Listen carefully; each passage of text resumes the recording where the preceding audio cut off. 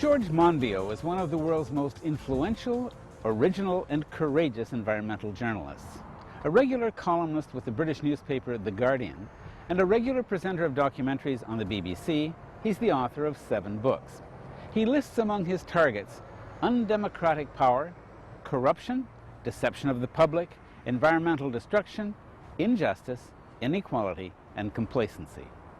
He's reported from social and environmental hotspots all over the world, confronting Indonesian soldiers and Amazonian poachers. He's helped to establish a movement that aims to arrest former British Prime Minister Tony Blair for crimes against peace. He's won the United Nations Global 500 Award for Outstanding Environmental Achievement. I greatly admire his 2006 book, Heat: How to Stop the Planet from Burning, which he describes as a thought experiment designed to see whether Britain could achieve a 90% reduction in carbon emissions without economic or social catastrophe. To test, in other words, whether his own ideas are nonsense. He has the courage to change his mind when he thinks the evidence has changed, and that's a form of courage that very few of us can claim. I'm driven by a strong sense of injustice, a strong sense that time is running out, that we live on a wonderful, precious, unique and beautiful planet, full of wonders of all kinds, and we are trashing it without hardly any cognizance of the damage that we're doing. And I just can't stand by and watch that process take place without doing everything I can to try to stop it. And of course, at the same time as we're trashing the natural wonders of the world, we're destroying the lives of countless people now and in the future. We're allowing governments and corporations to do enormous damage to people's lives and to their livelihoods. And you simply cannot stand by and let that happen without doing what you can. If you've got any sense of empathy, any human values, you can't just watch that process take place. And I'm in a privileged position. I'm a middle-class Westerner with a good education, with a lot of confidence, with media skills. Not to use all that when we're in this period of extraordinary global crisis, not to use it to stand up and to speak out about these things would be a profound moral dereliction. I agree with you. But of course, traditionally, as a journalist, you're supposed to be objective, right? You're not supposed to be taking sides. But you do this routinely. I mean, you study something, you arrive at conclusions, you're not shy about expressing them. I think you can draw a distinction between objectivity and impartiality. I'm not impartial, I'm partial. I'm very partial to protecting the environment. I'm very partial to human rights. I'm very partial to social justice. But in trying to determine what needs to be done and in trying to analyse where the problems are coming from, I try to be as objective as possible. I try to sift the facts, to go to the source of the information all the time, to look for countervailing sources of information, to try to work out who's speaking rubbish, who's providing straight facts, and to try to work out whether I'm on the right side of the issue or not, and if I'm on the wrong side of the issue, to switch over. Apart from anything else, I don't want to waste my life. Time is very short. Time is very precious. Individually, you know, we've all got limited lives, but for the planet as well, time is very short. And if we waste our lives not being properly apprised of the facts before campaigning, we spend our time chasing unicorns. We can't afford to do that. We have to be rigorous in our investigation of the facts so that we know we're campaigning on the right things. Otherwise, we fritter away this precious time that we've got. I see that very dramatically in Heat, which I want to talk about a fair bit.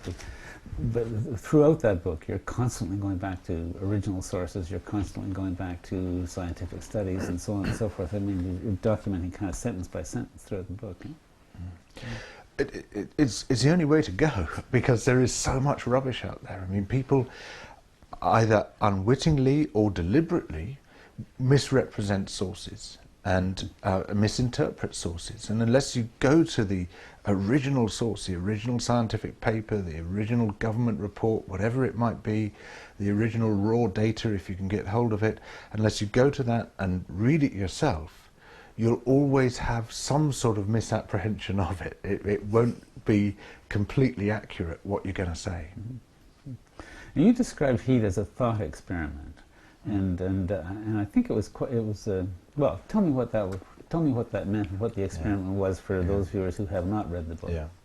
Well, the thought experiment was to take a large post-industrial economy, namely the United Kingdom, as my experimental model, and to see whether we could engineer a 90% cut in greenhouse gas emissions without turning us into a third world country. That was the challenge which was effectively set to me at the beginning of the exercise, when I was asked at a public meeting what this country would look like if we did introduce that massive cut in greenhouse gases that I was calling for. And at that time, which was several years ago, I hadn't really thought about it. But sitting in the front row, there was a great climate expert, Mayor Hillman, and I said, well, that's such an easy question, I'll give it to Mayor to answer. And he stood up and said, a very poor third world country. And I thought, well, we can't campaign on that basis. We're not going to win on that basis. If we tell people you've got to give up everything, just about everything that you've become used to, in order to cut greenhouse gas emissions, they're not going to buy into that program. It's just not going to happen. So the challenge I set myself was to say, how are we going to engineer this massive cut, a 90% cut, which is required in the rich nations if we're to have any hope of staying within 2 degrees of global warming? How are we going to do that without causing that massive destruction of living standards, which means that people won't go with you in pursuing that program? So that was the thing I set out to do with heat.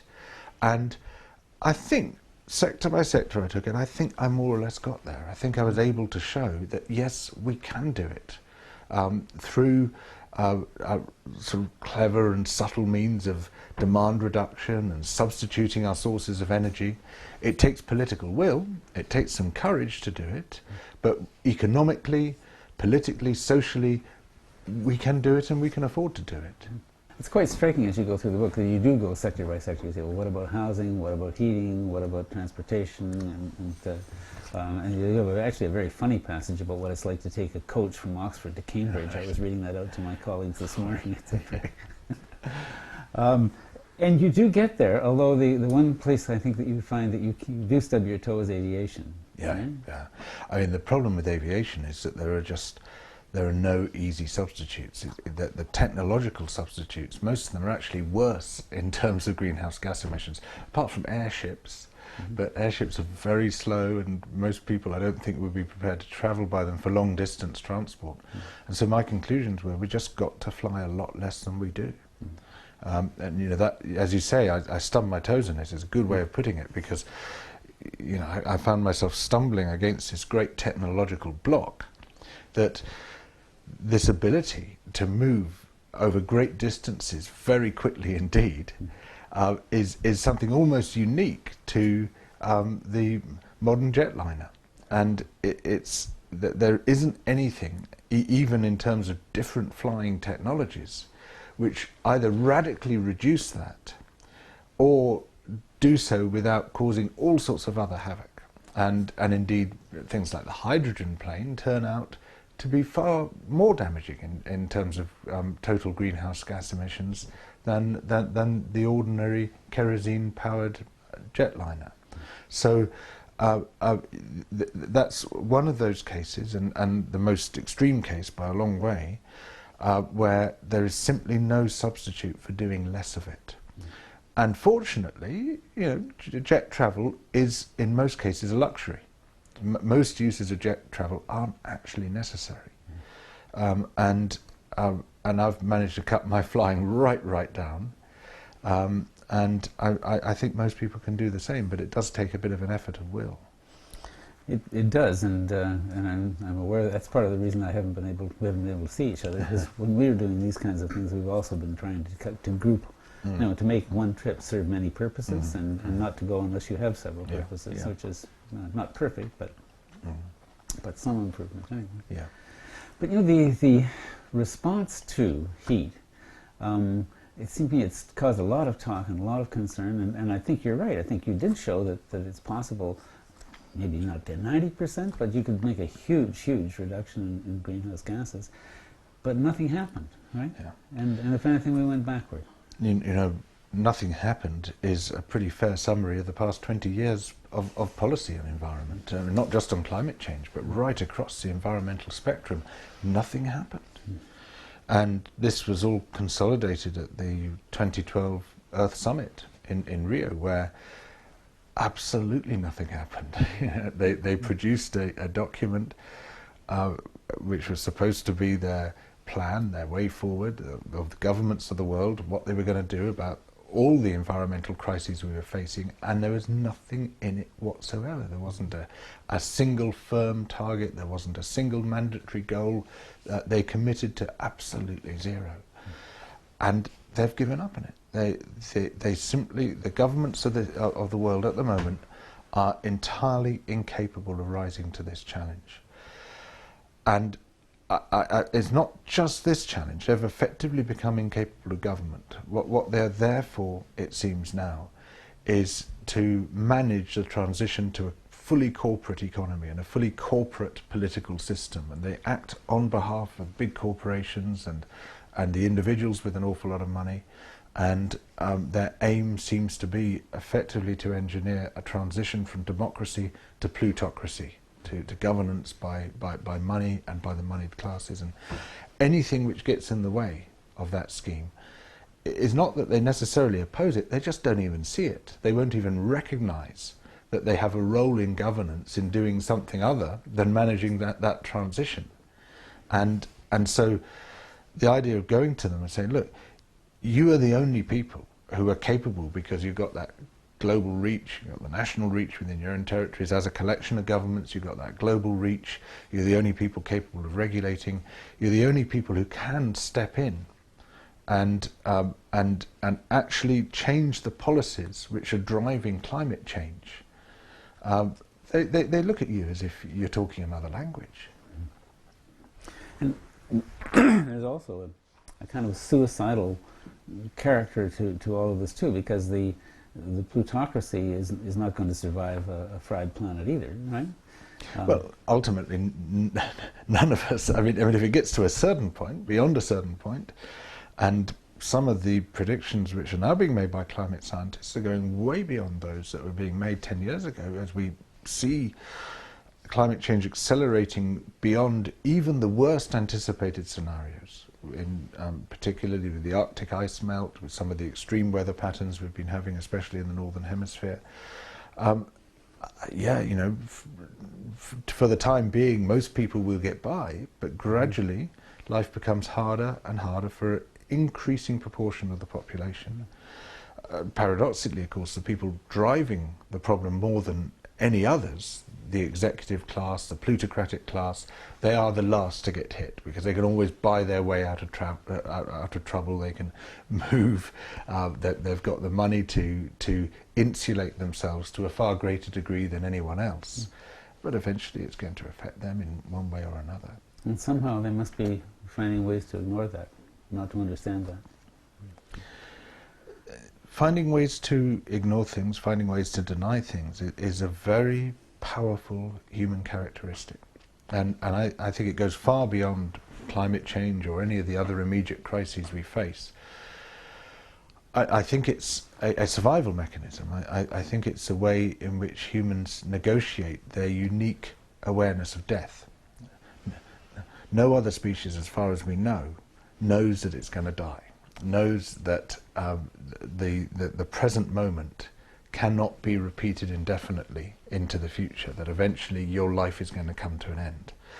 And our ability to see into the future, to see patterns in events and to picture ourselves in those changing patterns, to see that life is going to alter in one way or another, that's been absolutely critical to human success.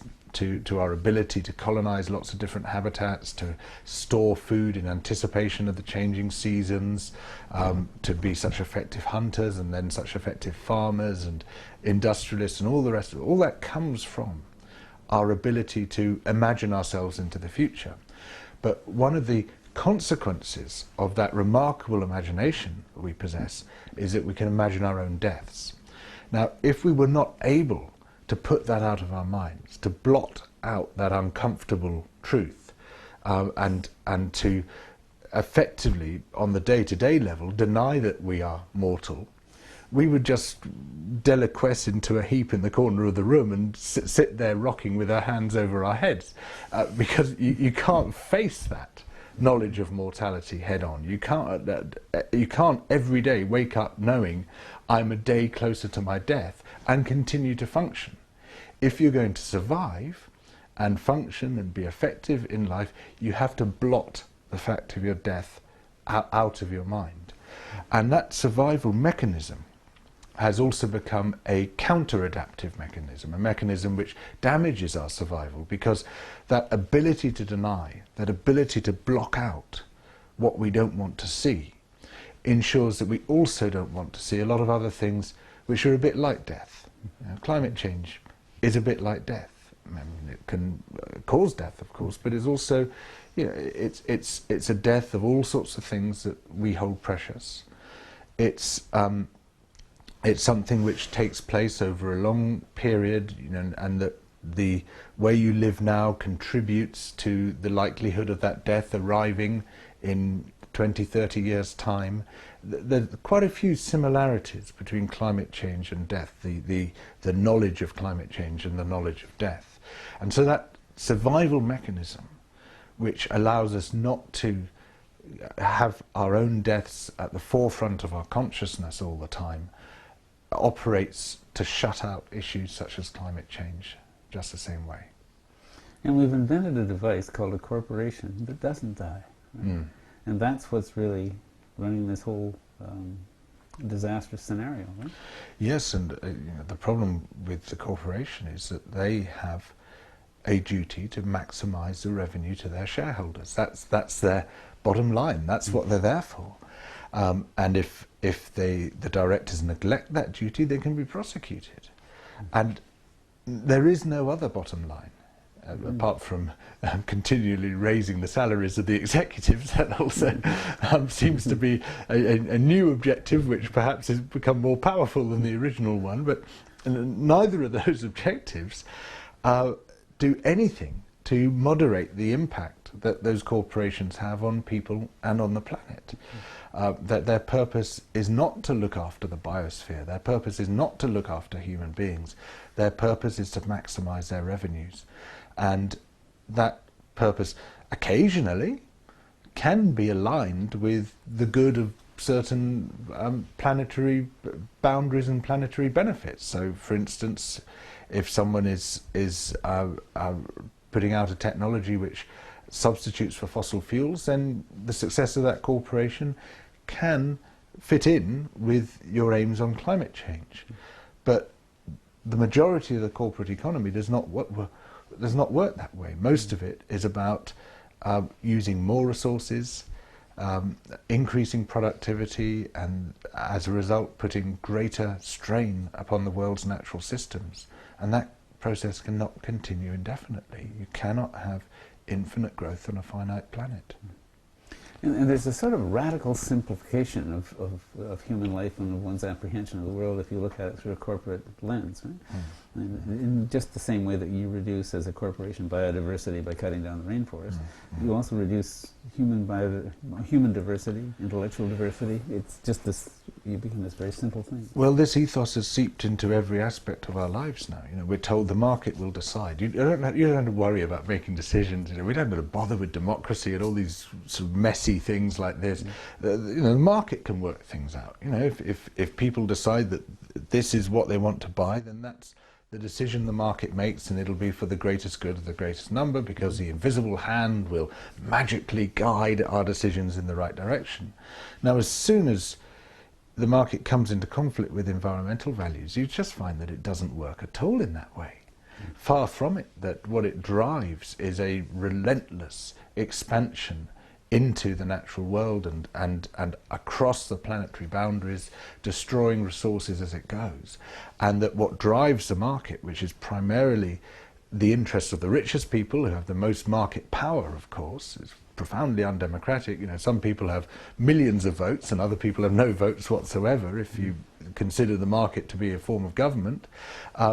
Their desires are often wildly at odds with the desires of the world's poorer people, and yet they have the market power and they drive the market system towards their interests, which are often diametrically opposed to those of the poor of the world. And so what we see happening as governments succumb to this idea that they need not govern anymore, the market can sort it all out, it is not a shrinking of the state, which is what the neoliberal theorists keep telling us is what they're aiming for. It's a shrinking of democracy. It's a straightforward assault on democracy. It's a substitution of voting power, of electoral power, with money power.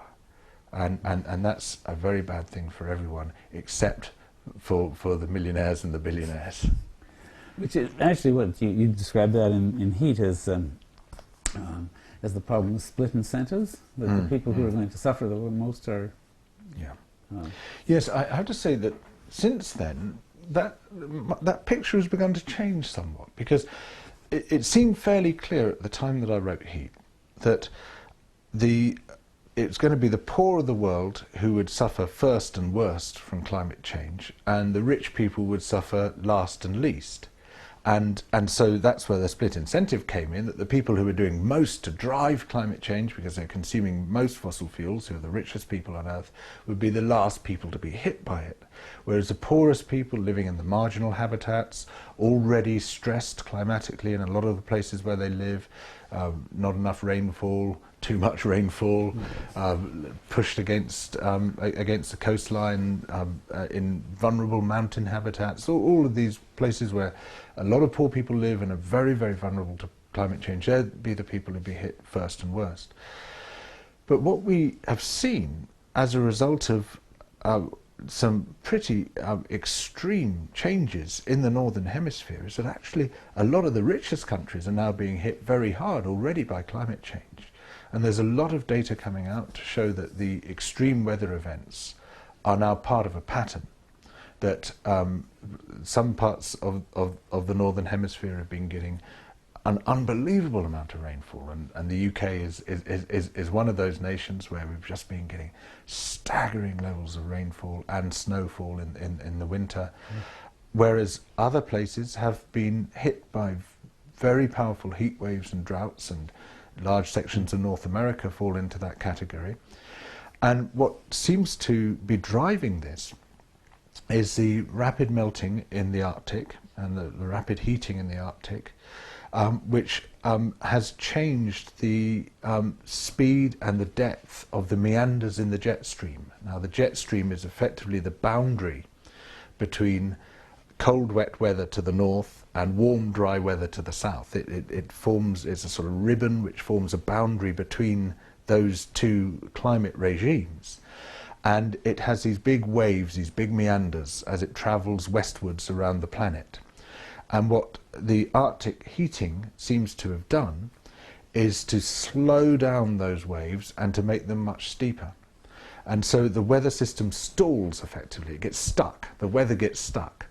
And so you'll be stuck, as we have been this last summer in the UK, with extraordinary rainfall, just, you know, where we had weeks and weeks on end of rain, with flooding and terrible impacts and massive crop failures, particularly for fruit, for instance, where none of the pollinators came out because it was just too wet and cold. And we had a really miserable first half of the summer. It was just horrible and extreme, and people died in floods, and a lot of people had their houses flooded.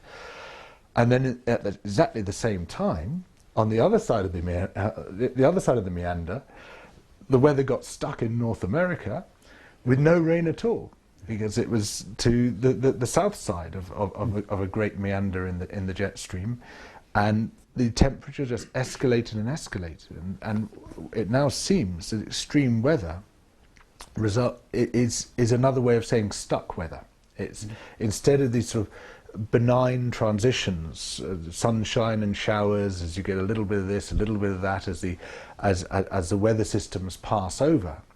If the meanders in the jet stream get stuck, the weather gets stuck, and you just get the same thing day after day after day, and that builds up.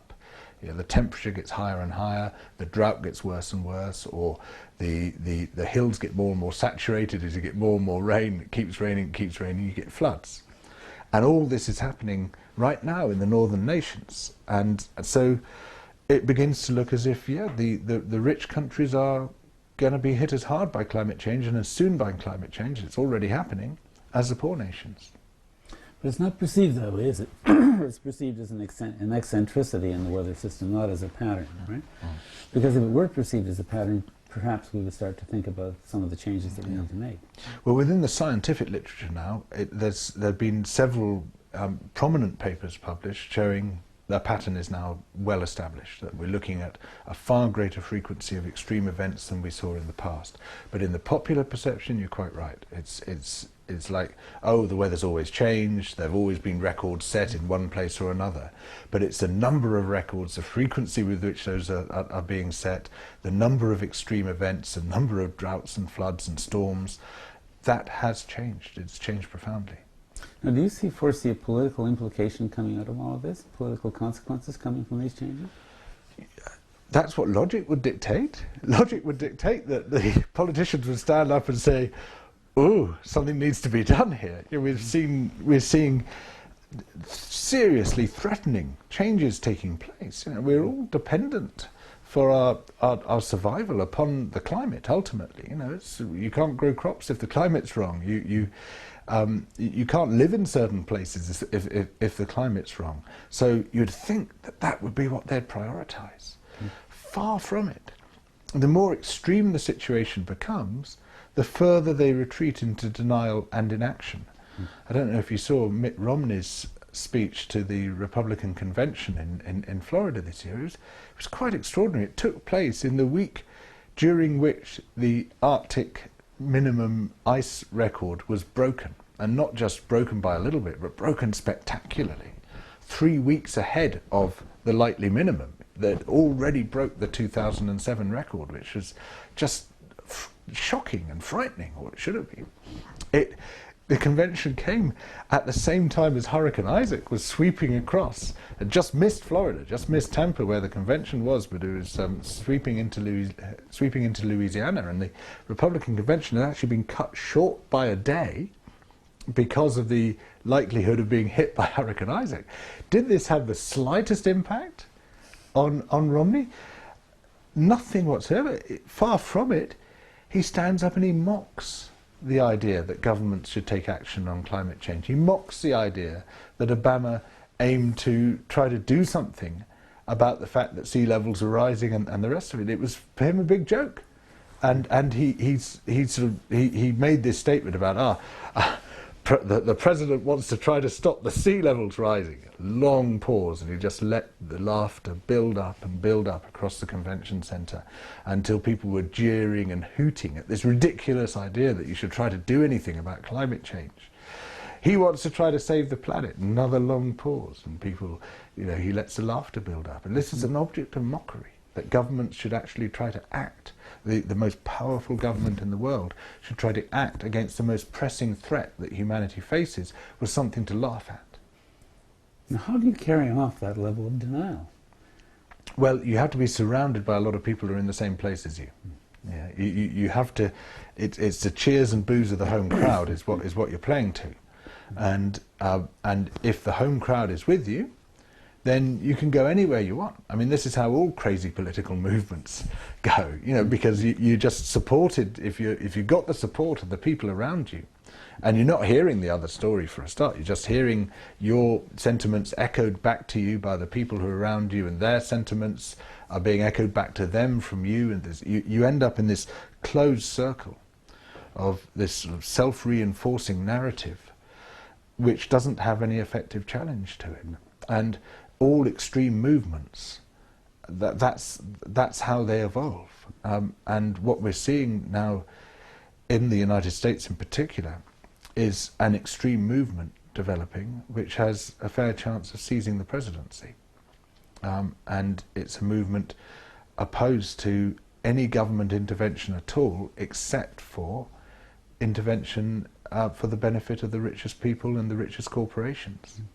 You know, they're quite happy to sustain subsidies for fossil fuel extraction. They're quite happy to sustain these massive bank bailouts and the rest of it, but they're not happy to sustain welfare payments to the poorest people on earth, and then, or the poorest people in the nation rather.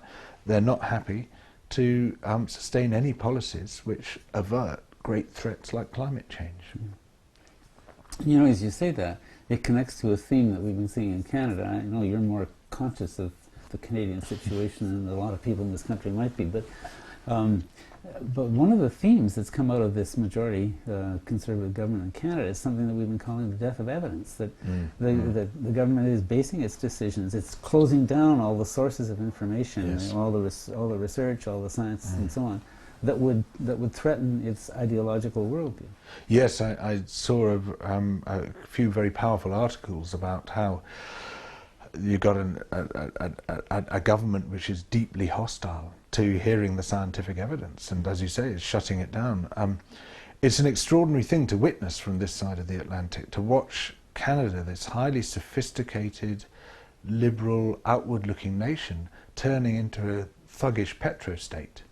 You know, to see it succumbing to the resource curse in the same way as Nigeria or Saudi Arabia or anywhere else, where you basically have a group of oligarchs who control the fossil fuel revenues and end up controlling the political system. You know, normally countries go through a transition the other way. They start off with primary production, with mineral extraction, agriculture. They move to secondary production and industry. They then move to tertiary production, going more into the knowledge economy, service economy, and the rest of it. Canada very rapidly is going the opposite way down that slope. It's going from being a very sophisticated tertiary economy back to being a primary producer of the dirtiest mineral of all, which is tar sands. I mean, it's just with horrendous environmental consequences, and that is changing the entire nature of that nation. It's changing its political character in deeply frightening ways, and it's turning into a giant Texas or a giant Alabama. You know, it's really scary to see how, in some ways, you know, Harper has taken it to a far more extreme level of neoconservatism and neoliberalism even than George Bush contemplated. Andy Nikiforuk argues that the resource curse means that if you have, you know, a real dominance of the oil industry in the country, it will evoke this kind of politics that oil demands oligarchy. Right? Yeah. Yes, it's I mean, one of the things to recognise about all mineral extraction is that it's effectively it depends upon a licence by government for a private corporation, or in some cases a state corporation, to use a public resource. The public resource is what lies under the ground, which, you know, belongs to everyone and no one. It's part of our common heritage. You know, it's part of the constituency, the geological constituency of the earth. And in order to turn that into an extractable resource, the government must license someone, either a state company or a private company, to say, you may extract this resource, and you may do so at a certain cost. You pay us a certain royalty, which should reflect the price of that resource, but it never does. And every mineral deal you ever look into, if there's a private operator involved, they have been given that resource or sold that resource at way below its market value. And people become astonishingly rich through the production of minerals, whether it's petroleum or whether it's any kind of metal or any other mineral that they're extracting. They become astonishingly rich because they're effectively given it. They're given a large section of that resource by the government because they're not paying what it's worth. And so the number of oil and mining billionaires around the world, you know, if you look at the Forbes list of billionaires, it's stuffed with mining and oil interests. And that's because of cronyism, effectively. They are the favoured recipients of this very generous deal which the government is giving them on behalf of the people. So basically the entire nation is giving them something which belongs to that nation and saying, here, you can have half or 3/4 of its value or 90% of its value. We're just going to give that away to you. Now, in order for that to happen, those people have to be in with the governing class. They have to be sort of part of that nexus of state industrial power. They have to have done political favours to that governing class. So it's a corrupt and corrupting process. The issuance of minerals extraction licenses and the setting of royalties is always attended by corruption. Whichever country you go to, it is attended by corruption. And that eventually corrupts the entire body politic. It's really an extension of the Corn Laws and the Enclosure Acts, right? It's the appropriation of the commons for the private benefit of a small class. It's a bit like the establishment of royal monopolies under the Stuart Kings in this country in the 17th century, where you say, right, this guild or this person and this guild or person alone will be able to exploit this particular kind of trade. And in this case, you're saying, you, our favoured oligarch, are going to be given this massive state resource which you can exploit on this particular patch. And on this particular patch, that now belongs to you, it doesn't belong to us anymore. And so it is giving away a public resource to a private interest at knockdown rates. And we see this also though with the fishery, with forestry, with the appropriation of pieces of the ocean for aquaculture. We've just done a big project on aquaculture, Chris and I. Now how do you stop that? What do you do about this? Because this process seems, beyond a certain point, almost unstoppable. Well, nothing is unstoppable in politics, but it can be very, very hard to stop certain processes. I did say almost. Yes, yes.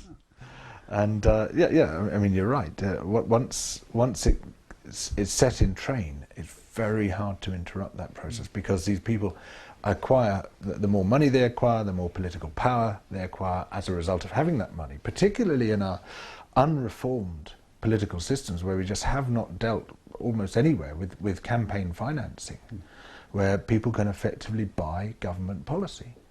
You know, if you need to raise millions of dollars for your political campaign, you're going to go to the rich people who've got those millions of dollars. And so the rich people end up holding the purse strings and determining what your policy is going to be. Because if your policy isn't what they want, then they're not going to fund you anymore. And you know that as a politician. You can't afford to alienate rich people.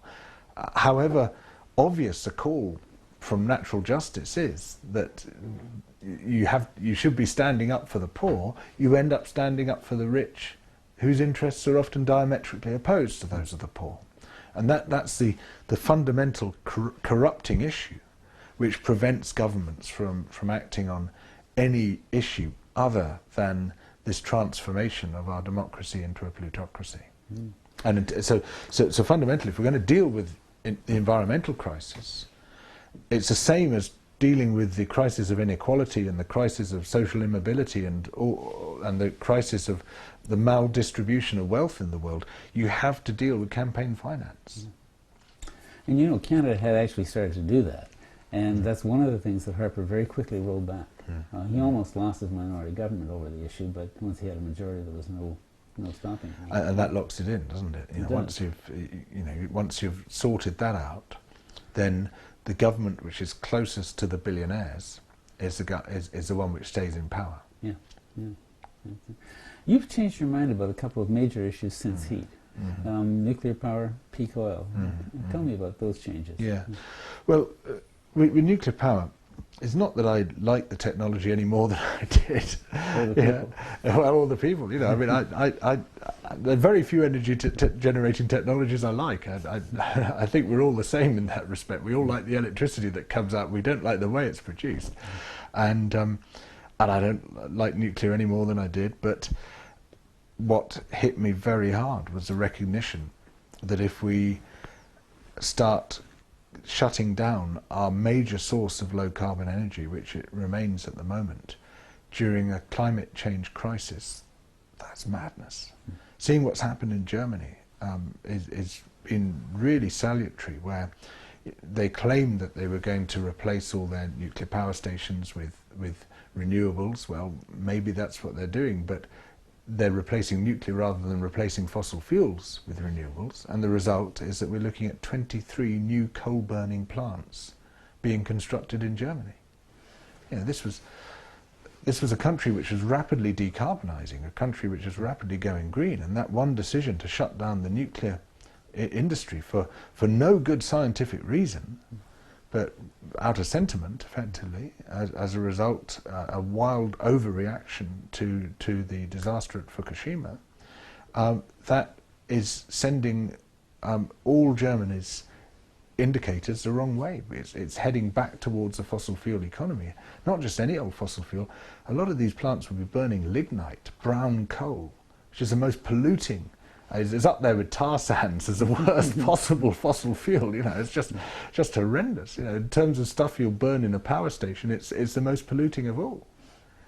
And to see that happening and realise that that's as a result of green lobbying, of environmental lobbying, that we're seeing a massive increase in carbon dioxide emissions, a great increase in heavy metal pollution and all the other local pollution impacts that coal has, an increase, paradoxically, in the spread of radionuclides, of radioactive pollution, because coal burning produces more radioactive pollution extraordinarily than nuclear power generation does, because of the trace amounts of radionuclides in coal.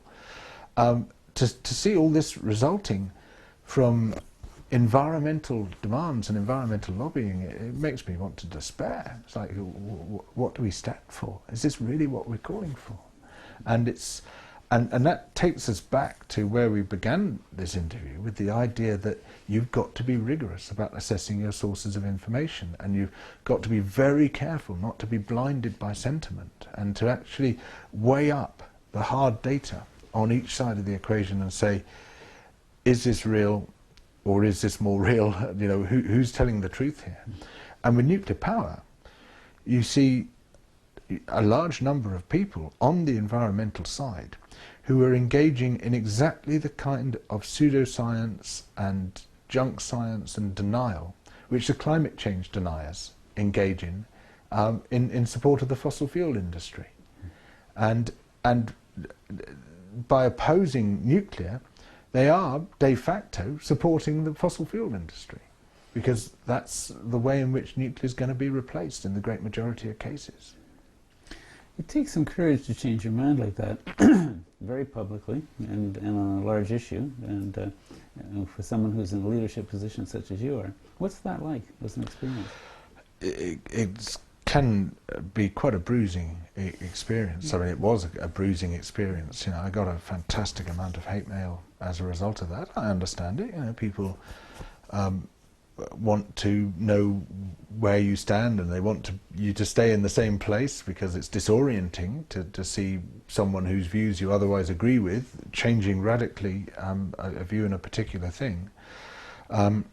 I got a bit of support as well, but a lot more brickbats, a lot of attacks, and a couple of close friends basically decided they wouldn't be my friend anymore because of the way I changed my position on that, which was very hurtful. I found that very difficult indeed, and however much I've tried to reason with them and to say, look, actually, you know, ultimately what counts is friendship.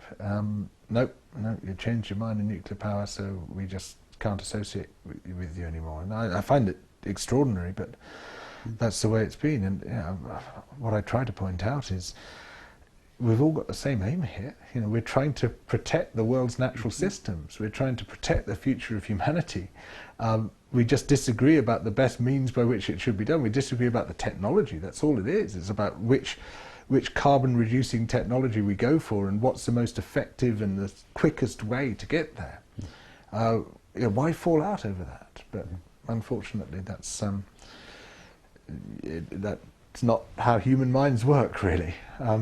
So yeah, it has been hard, but you know, a very striking thing is that some of the things I say, you know, I come to regret later on, and I think, oh yeah, I was wrong about that. You know, quite often happens. I deal with very complex issues. I deal with quite a lot of issues, and you're bound to get stuff wrong from time to time. But reading back over what I've written about nuclear power since I changed my mind in it, I think, you know, there's nothing there that I've come to regret or to disagree with. You know, I think that the facts are so clear and so stark about what a transition away from nuclear power does in terms of all kinds of environmental impacts, not just climate change. And the way I've put it and the facts I've marshalled, none of them have been effectively knocked down. You know, what you see is an awful lot of people accusing me of saying things I didn't say, but hardly anyone even attempting to engage with the things that I did say, and to knock those arguments down, because it's very hard to knock them down. Well, you also have not changed your mind about many aspects of nuclear power. I mean, you don't like its association with weapons. You don't like its the way that it has a sort of a similar impact to oil in terms of politics, and you know, so there's a whole bunch of stuff that you haven't changed your mind about. You've just said this is another obnoxious way of doing it, but it's the less obnoxious and less dangerous at this moment. Yes, right? I mean, the truth is they're all obnoxious. It's all obnoxious. You know, the mass rollout of wind power, for instance, you know, which I support, but it's still obnoxious. You know, a lot of people object very strongly to it, and some of those objections are sensible objections. People don't like to see their landscapes change. I can completely understand that objection. They say a lot of rubbish at the same time. You know, there's a lot of, you know, they say that, oh, wind doesn't reduce carbon emissions and things, which is completely untrue. But you know, they've got a case when it comes to landscape, no question about it. But you know, it comes back to this point that we all like electricity, and we all hate the means by which it's produced. You know, and we have to make some hard choices. You know, either we're going to do without electricity, which I don't think is going to be an option, really. You know, that's no one seriously is lobbying for that. Or we're going to have to decide how the electricity is going to be produced, and there is no perfect solution. Look at solar, for instance. You know, people would love to believe that solar is going to be the answer for all nations on Earth, because it's the least intrusive. It's got very few toxic emissions. It's you don't need massive, great power stations to produce solar electricity. You can do it on your own rooftop. People can actually make money from it, especially if there's very generous subsidies. And if you're in Southern California, for instance, solar makes a lot of sense. If you're, you know, in a place like that, peak electricity demand is in the middle of the day when everyone switches their air conditioners on, which is when you get peak electricity supply from your solar panels. A place like the UK, peak electricity demand is between 5 and 7 on a winter's evening.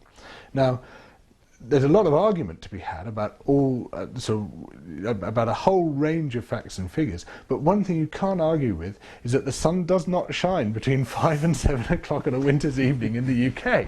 And in fact, it shines very little across the whole winter, and as we've been seeing recently, across the whole blinking summer. We're at the wrong latitude, we're in the wrong place. And solar is a great technology at lower latitudes. It really works tremendously well. At higher latitudes, it's woefully ill-matched to the pattern of demand. It's woefully ill-matched to the weather systems that we've got. And it's simply, it's a very, very expensive and wasteful way of trying to produce our electricity.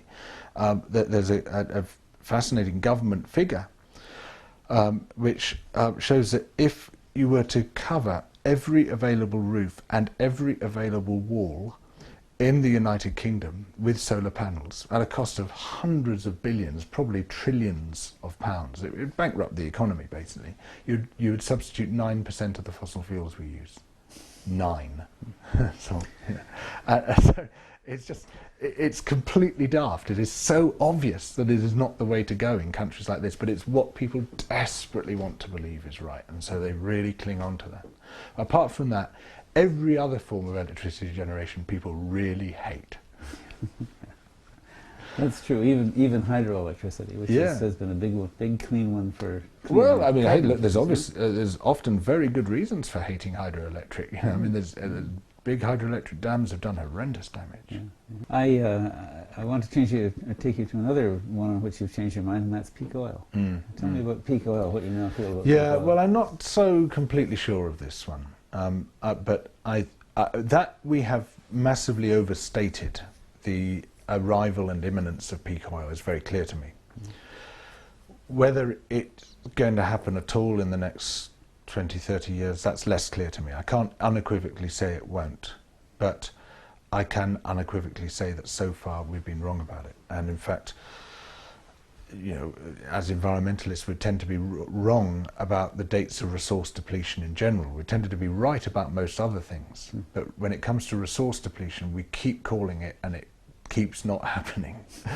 And and I don't think there has been a single year in the past 15 where someone hasn't said this year oil is going to peak. And yeah, you know, the cheaper, more accessible sources of oil, those, a lot of them have been exhausted, most of them have been exhausted. Oil has become more expensive, it's become more difficult, people are going further to get it, they're using more advanced technologies to get it, they're using more dangerous techniques to get it, where they're more likely to damage vulnerable habitats and the rest. But you know, so far we have not seen a clear peak of conventional oil taking place, and you know, let alone a peak of overall liquid fuels. That is, we're nowhere near that point at the moment. And my fear is that, you know, environmentalists have used peak oil as a way of wishing the problem of climate change and destruction of the environment and the rest of it, wishing it out of existence. Peak oil is going to solve all this for us. And actually, you know, if the oil does peak, which, you know, I'm not saying it won't, if the oil does peak, then the likely response of corporations and governments will be extremely damaging. You know, they go for much even uglier technologies, more into unconventionals like your tar sands, into coal to liquids, turning coal into liquid fuels, which is incredibly damaging and destructive and polluting. You know, we've got no shortage of fossil fuels in the world, and you know, effectively any organic molecule can be turned into any other organic molecule. You know, if you want to make liquid fuels, you've got loads of potential feedstocks to do it from. You know, whether it's bitumen or tar sands or coal or methane hydrates, or, you know, there's loads of this stuff under the Earth's surface. We've got a great deal of fossil fuel in the Earth's crust. And people will find a way. They will demand a way of continuing to produce liquid fuels. And a lot of hopes have been pinned on peak oil, and a lot of crazy stuff has been written about peak oil, where, you know, people sort of seemed almost to see it in the way of a millenarian cult. You know, this great thing will come down to Earth and will save us all, and will change the entire economy, and will deliver the local subsistence economy which we fantasize about. It's not going to happen like that. When it does happen, it's going to be very nasty indeed, but it's unlikely to happen nearly as soon as a lot of people have been saying. One of the things we seem to have underestimated two things, and one of them is human ingenuity, and the other one is probably the power of the market, because one of the things that's striking about this is that peak oil at a certain price, right? But if the price keeps going up, then dribs and drabs of oil here and there that were thought uneconomic suddenly become economic. And so there's an intimate relationship between the market and and the availability of oil. That's right, and that's one thing that environmentalists have not been good at seeing, not been good at understanding. And the same with a whole load of other resources as well. I mean, there are loads of resources which were supposed to have run out by now. And in fact, paradoxically, the resources which have been running out are the renewable resources, not the non-renewable resources. Fish, for example, timber of certain kinds, certain species of timber in the old growth forests have gone now. You can't find them anymore; they don't exist. Other wildlife-based resources have gone, because beyond a certain point, a renewable resource becomes a non-renewable resource. But we've all been concentrating on the non-renewable resources disappearing, and have kind of taken our eye off the main picture, which is a very rapid disappearance of renewable resources. You've been active in that front for quite some time.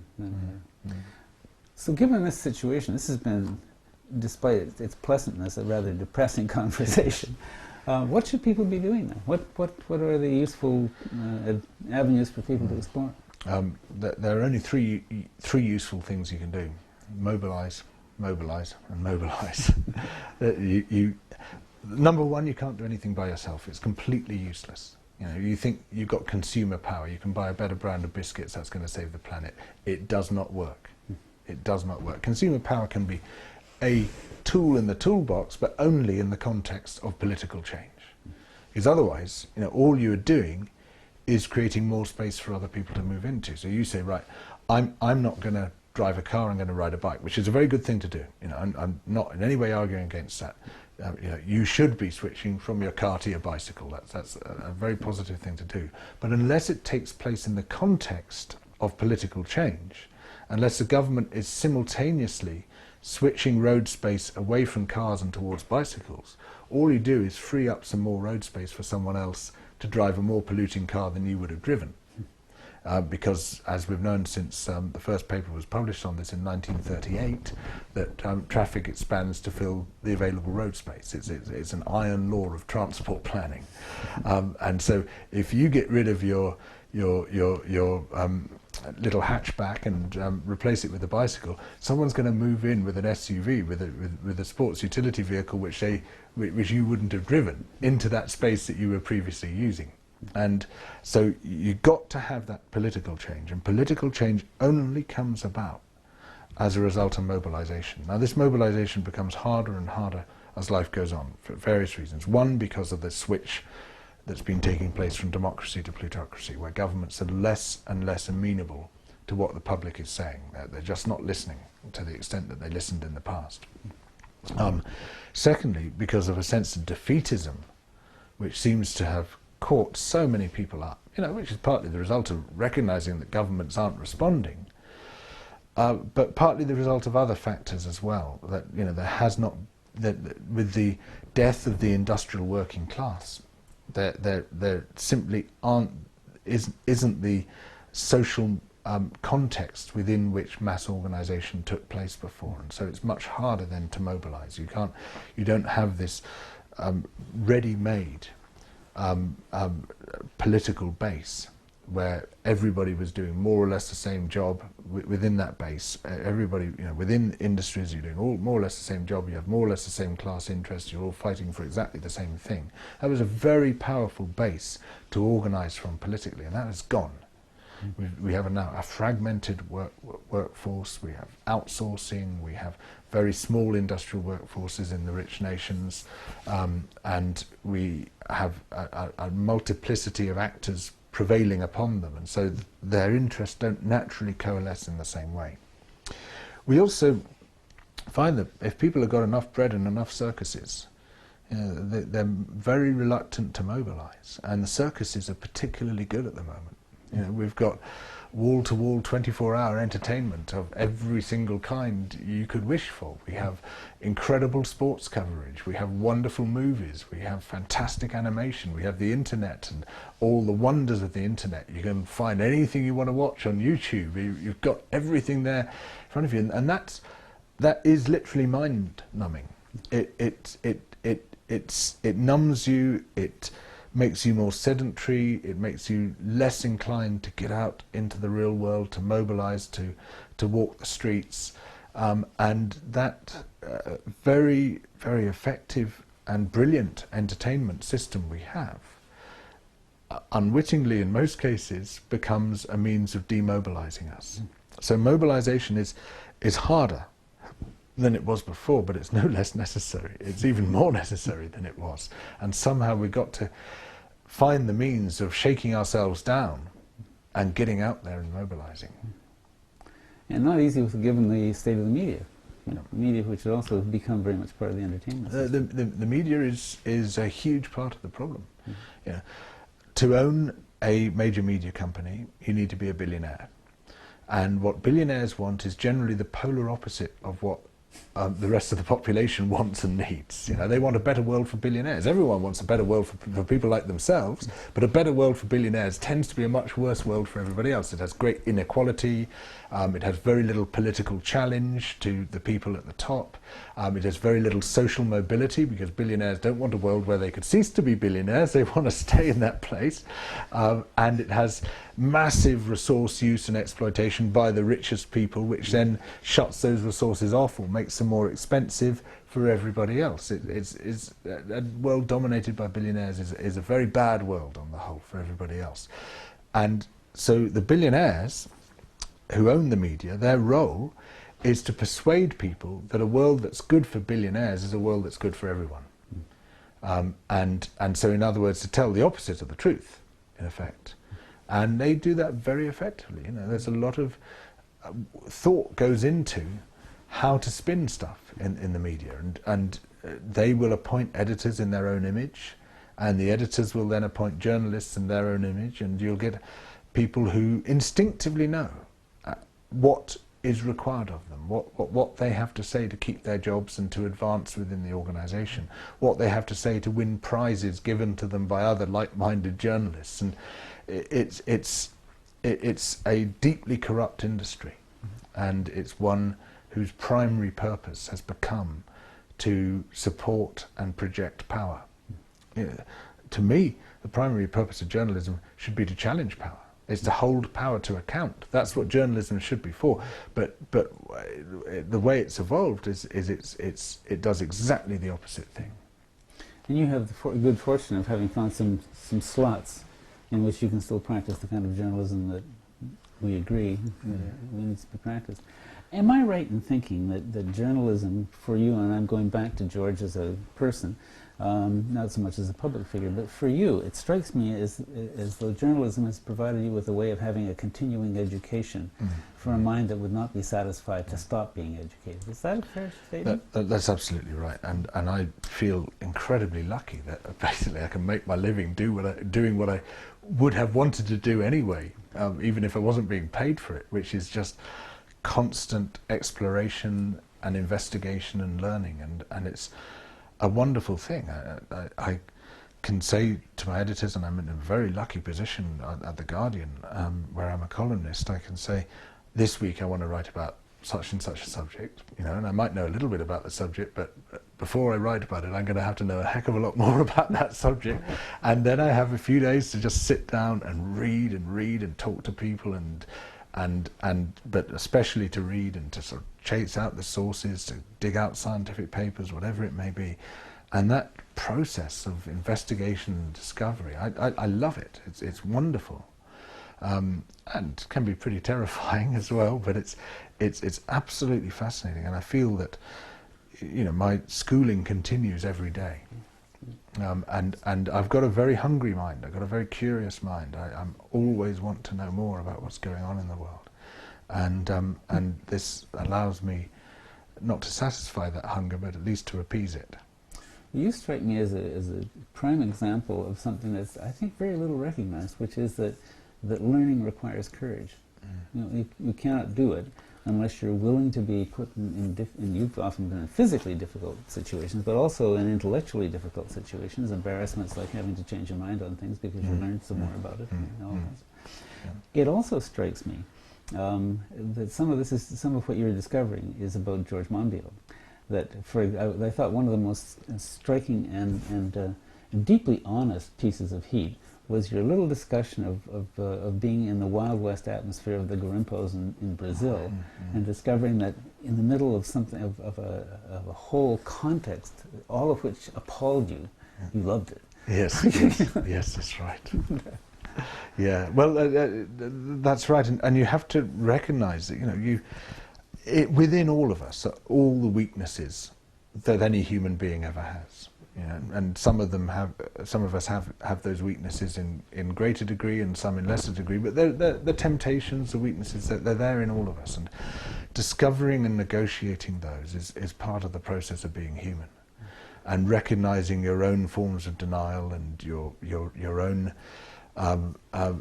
ability not to see what you don't want to see, and to see things in a certain way, and to recognize that you can be addicted to a particular kind of bullshit, and you have to try to break that addiction. All that is part of the process of growth and development, and it's one which should not stop at childhood. It should continue throughout your lives, right through to the very end of your life.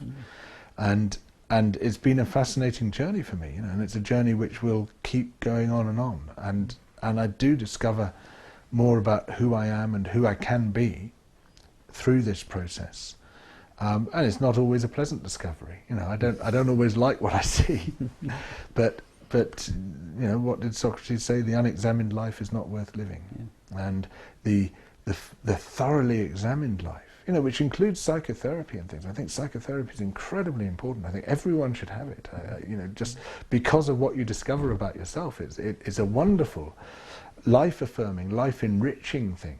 And there's a lot of very sophisticated psychotherapy out there at the moment which tells you about yourself and tells you why you get irrational about certain things, and why you might fly off the handle about something which really you shouldn't, because you begin sort of taking about, oh, really, I'm responding to something that happened in my childhood.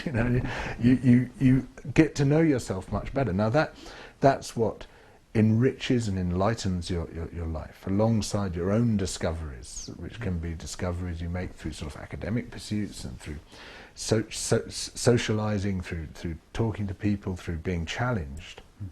That's what makes life good. And people, there's a big tendency to run away from that and to fear it, to think that's going to restrict and diminish your life and clamp you down because of all those anxieties which it'll reveal. It releases you from a lot of anxiety. It allows you to spread your wings a lot and to really get to know yourself better. And as you get to know things better, whatever it is, whether it's yourself or whether it's the political situation you're in, then you can cope with it better. The biggest fears I have are for things I don't understand very well. And as I get to understand them more, I can see where the chinks of light are. I can see where hope might lie. And then I still recognize the severity and the importance of the problem, but I don't see it as this monolithic terror where there's no room for attacking and changing it. And that's where the courage comes in. You have to come close enough up to it to actually see it. Yeah. But then, having done so, you perhaps need slightly less courage than you did before, because you've faced that worst fear, and you find that it's not quite as bad as you thought it was. There is a way forward, and then that emboldens you. You become braver as a result of facing it. It occurs to me that that's a wonderful note to end on, because what, in a sense, we've been talking about all the way through here is a very frightening situation that requires a lot of courage from a lot of people. And I think courage is something that can be built by examples, but also by the kind of understanding that we've just been describing. The one thing I fear is other people's cowardice. You can deal with your own cowardice. You can confront it and address your own cowardice. You can't confront and address other people's cowardice. They run away from your attempts to do so, and that's what will sink us. Will be cowardice. Is people just not prepared to take on the powers, not prepared to challenge money and power and to fight for a better world. And it's not so much people's acquiescence in the system, but their failure to challenge it that will drag us down, and that failure becomes more and more evident as we demobilise.